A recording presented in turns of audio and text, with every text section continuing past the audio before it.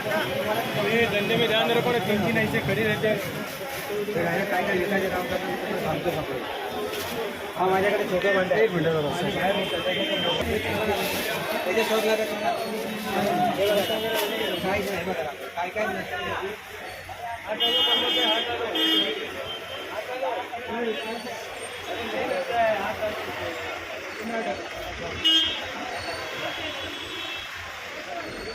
हे पाणी जे उरतंय ना त्याच्यासाठी मोठ्यानं घ्यायचं आणि